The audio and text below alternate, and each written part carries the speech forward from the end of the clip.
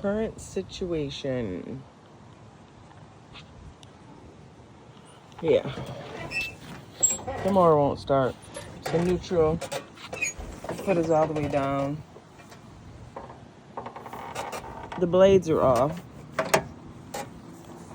Turn the key with a brand new battery with my butt sitting on the seat. Look, nothing at all.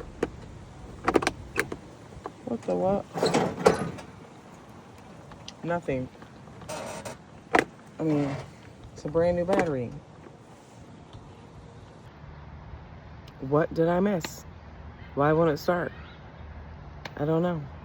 Any ideas?